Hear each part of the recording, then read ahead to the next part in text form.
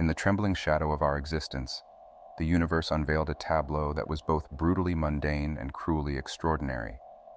Heather, my beloved companion, followed me in her Chevrolet Malibu, our two feline family members ensconced within its confines.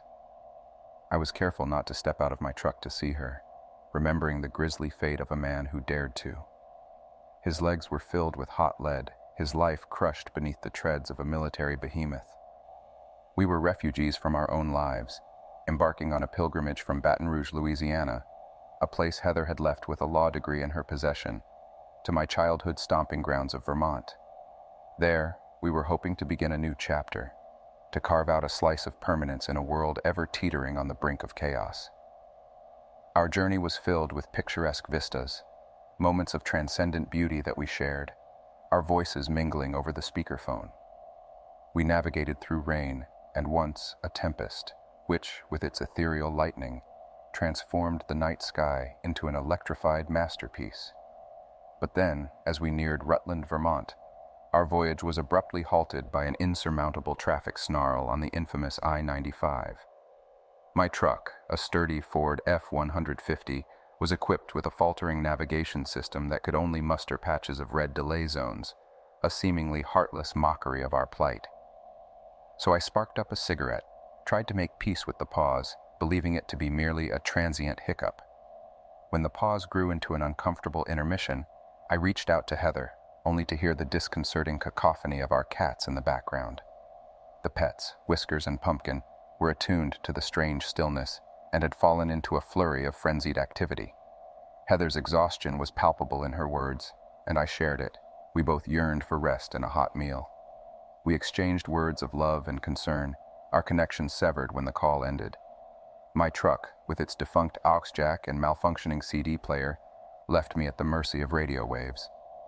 A mercy, I found, was a relative term when applied to radio stations.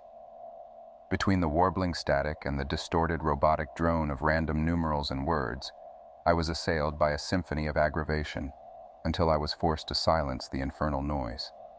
In a desperate bid for distraction, I fumbled for my phone, longing for the mind-numbing monotony of a simple game where a digital dinosaur jumps over cacti. Alas, the internet, like so many things in our lives, had decided to abandon me in my hour of need. The minutes melted into a half hour. Disquiet was stirring in the air, a simmering pot of impatience and restlessness. Heads peeked from windows, necks craned for a better view of the invisible obstacle causing the delay. A few brave souls ventured outside, their curiosity a stronger force than their fear. Compelled by an inexplicable urge, I too stepped out, my aim to find Heather's car. Halfway there, an authoritative voice ripped through the air, blaring from a bullhorn, a grim warning of dire consequences if we dared to wander outside our vehicles.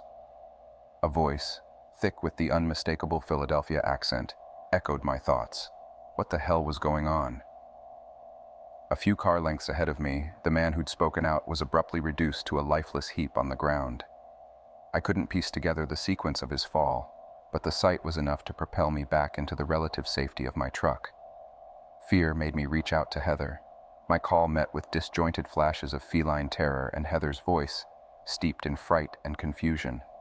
I could only offer vague conjectures, a fugitive on the loose perhaps, or a security lockdown.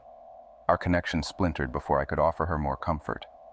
An ambulance cleaved through the stagnated flow of vehicles, its wailing siren piercing the already heavy air. It stopped a little ahead of my truck, and two EMTs sprang into action. As they heaved open the rear doors, a fleeting glimpse into the interior revealed an unexpected passenger, a figure clad in riot gear, ominously clutching a baton. The Philadelphia-accented man was hauled over, rather unceremoniously, to the ambulance, tossed inside like a rag doll. The figure in riot gear loomed in my sight again, an unsettling silhouette, before the doors clanged shut and the ambulance darted off. An audacious thought struck one driver 4 cars ahead, his vehicle, a red Nissan Altima flaunting Pennsylvania plates, making a break for it, attempting to chase the disappearing ambulance. I considered Heather in the mix, her frayed nerves, the ceaseless yowling of the cats.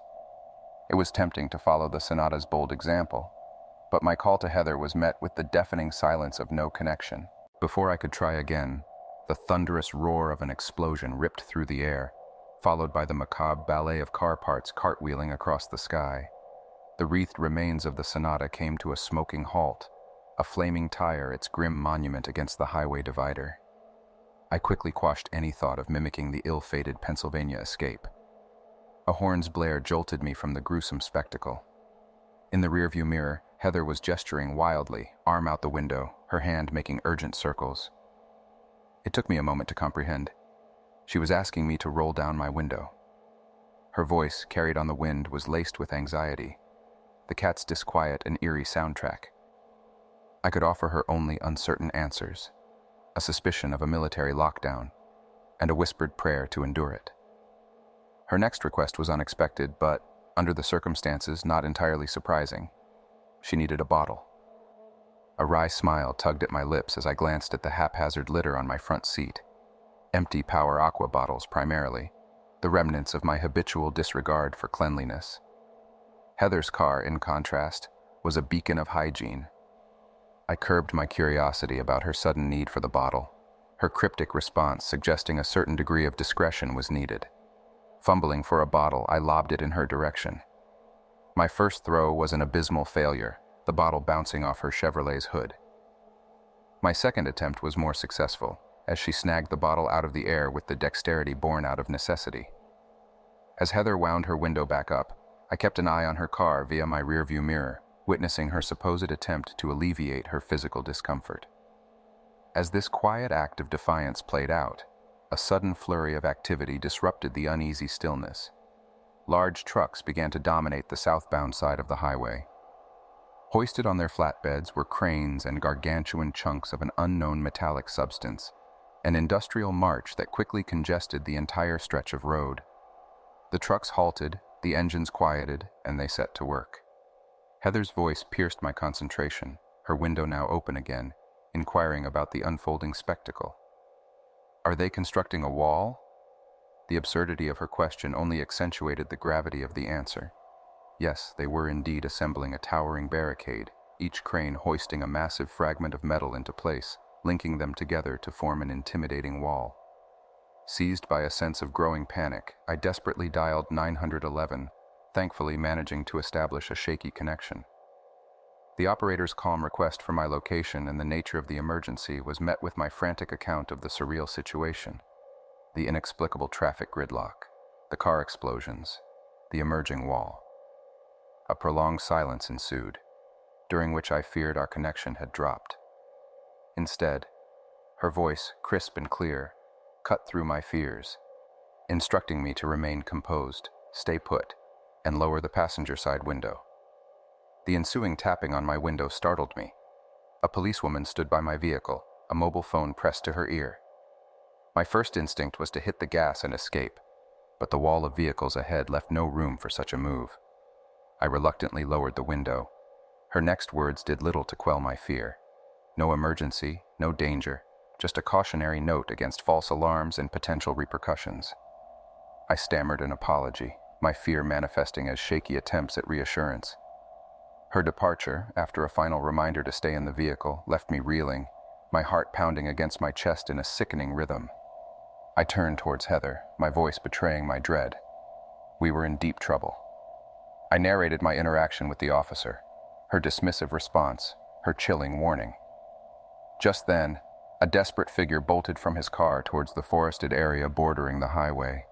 His cry of agony echoed as a bullet found its mark, followed by the grating rumble of something monstrous. A tank crushed through the foliage, mowing down the trees in its wake, trailing yet another imposing wall behind it. The man, forgotten under the treads, was reduced to a grotesque afterthought. The spectacle unfurled in horrifying clarity. We were trapped on all sides. A mammoth structure took shape above us, a roof sealing our open-air prison. I anticipated the impending loss of any residual reception, hoping for a surge just long enough to get this account out to the world. I had no idea if our plight had made it to the news, or if it was simply dismissed as an extended traffic snarl. By now, traffic was likely rerouted around our quarantine zone. Our fate hung in balance as figures in riot gear started going from car to car, randomly dragging out unfortunate souls who disappeared into the eviscerated woods. They were closing in on my truck. I felt the cold grip of fear tighten. I had to tell Heather that I loved her. If this message gets out, I don't know how you can help, but if you can, please try.